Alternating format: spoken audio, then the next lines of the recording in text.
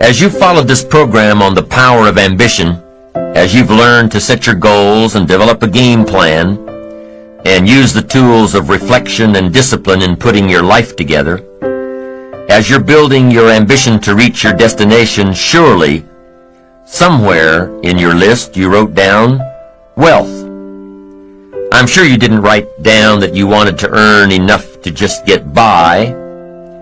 No, you probably wrote down that you wanted to have a certain amount of money. To some it may be to earn $50,000 a year. To others it may be to earn $500,000 a year. Or $1 million. It doesn't matter. You probably wrote down what you believe that you're capable of earning if you really exercised your potential.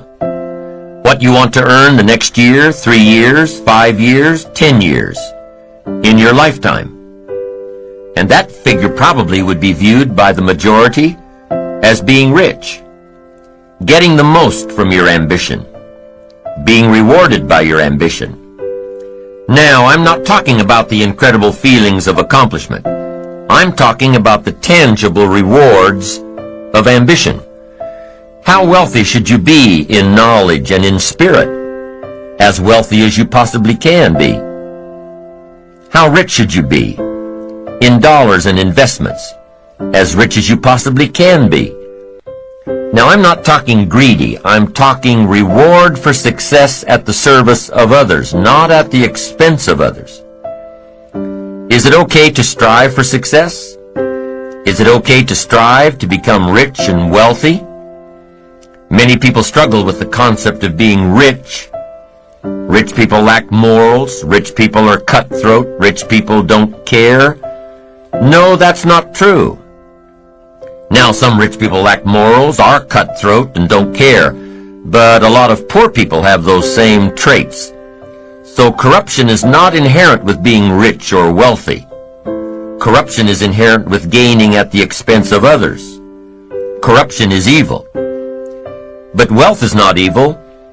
Wealth says discover your own talents and use them and take care of them, so your own talents and skills and gifts can take care of you.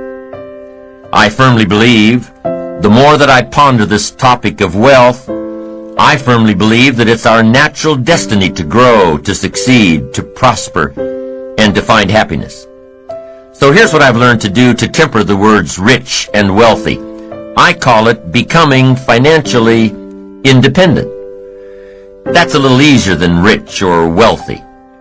Because some people have this idea that to be wealthy or rich, you've got to misuse people, you've got to tell lies, you've got to throw away values. If being rich bothers you, don't pursue riches. Some people even tell me that the Bible says it's hard for a rich man to reach heaven. I say, well, that language suits me. It didn't say it was impossible. It just said it was hard. I don't mind a little hard stuff. I'm also reminded that the Bible says the meek shall inherit the earth.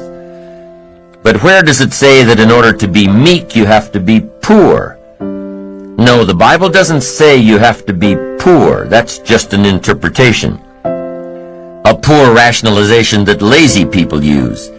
People who need to justify their lack of progress. People who will give up in the midst of any adversity. People who don't even try. For everyone that's born in America or comes to America, here's part of your heritage. The opportunity to become financially independent. In a nation that's full of hope and promise, it's our heritage and our right and within our reach to realize all the best that exists, including personal wealth. So let me give you now, by definition, the meaning of financial independence.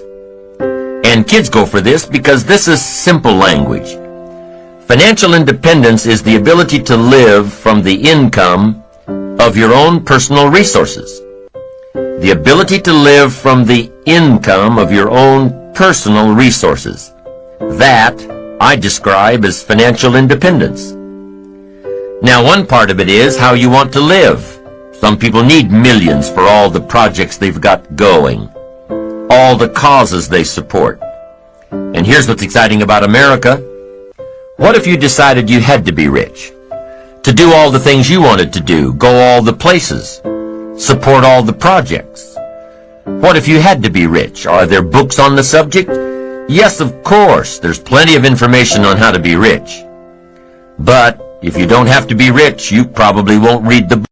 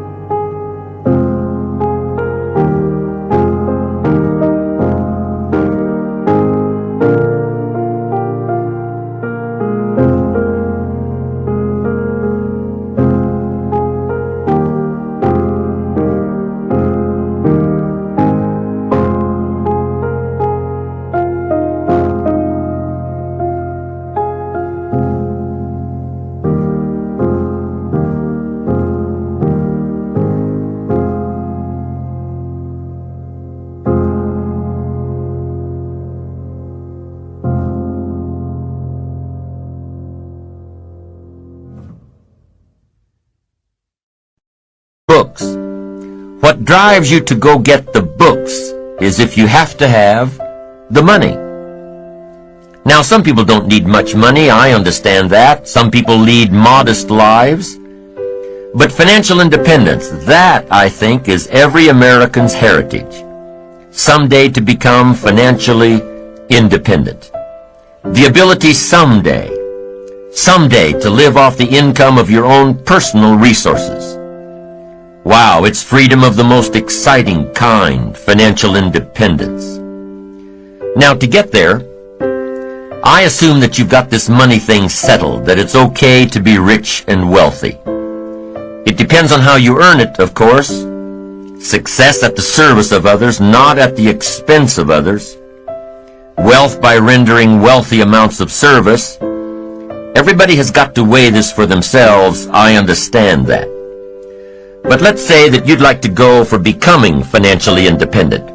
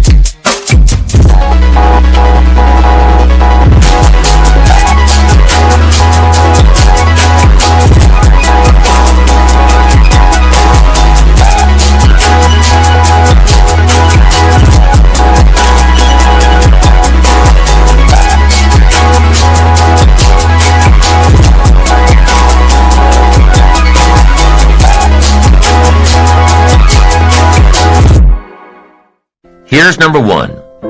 It's a matter first of philosophy. The philosophy of the rich.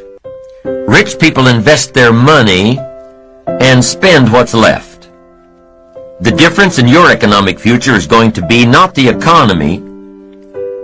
The difference in your economic future is going to be your philosophy. Now, I had one lady chastise me severely. She said, Mr. Rohn, you can't promise young people that they can become rich and wealthy, financially independent. It's just not in the cards these days. It takes everything a person makes just to keep their head above water and the wolf away from the door. I said, no, that's not true. She said, it is true. You can't hold out hope to all people who listen to you telling them they can become financially independent, especially to children. They'll be sadly disillusioned. It's not in the cards these days. I said, gosh, I wish I could persuade you otherwise.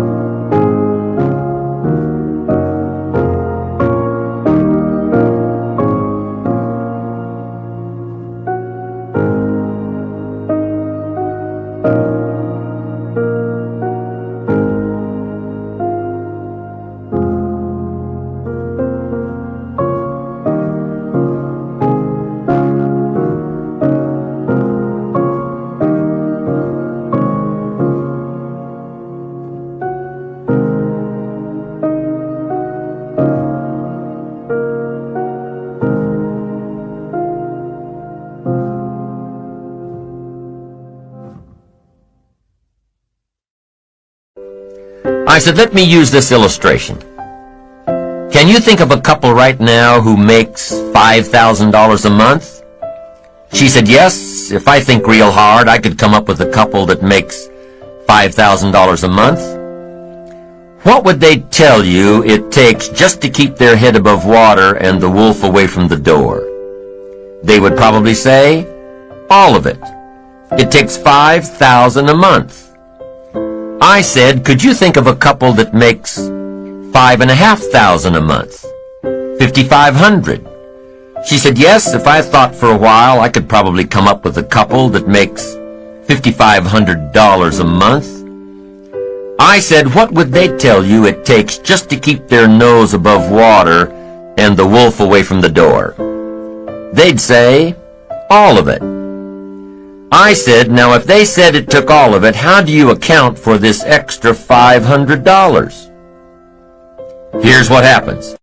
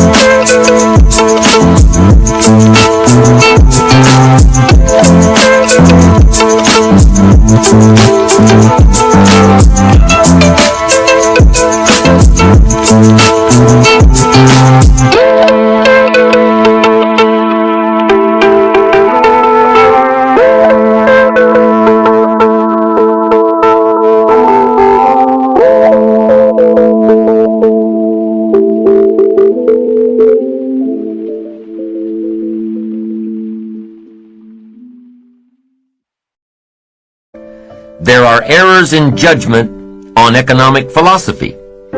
You say, no, Mr. Rohn, it's the economy. No, it's the philosophy. And if this couple saved this $500 and lived like this couple over here on $5,000, their extra $500 a month invested over the next 15 years would make them financially independent. The difference is not your paycheck. The difference is your philosophy. So now let me teach you some of the best philosophy I know. What to do with a dollar. Here's what I suggest that kids do with a dollar. I've got them all persuaded that it's okay to become rich and powerful, financially independent, and if you've got a dollar, I tell my kids, here's what you do with it. To begin with, never spend more than 70 cents. And here's a good plan for the remaining 30 cents. I suggest you take 10 cents out of every dollar and give it to charity. Here's why. Nothing teaches kids character better than generosity. It helps you teach so many things. Generosity, supporting worthy projects, taking a piece of what you've been blessed with and turning it back to help people who can't help themselves. Worthy projects, charity. And the time to start is when the amounts are small. I'm telling you that if a kid understands this, he'll give you a dime out of every dollar. Once they understand, and it's easy to give a dime out of a dollar. It's a little tougher to give 100,000 out of $1 million. Somebody says, oh, if I had $1 million, I'd give 100,000. I'm not so sure. That's a lot of money. We'd better start you early so you'll be ready when the big stuff comes.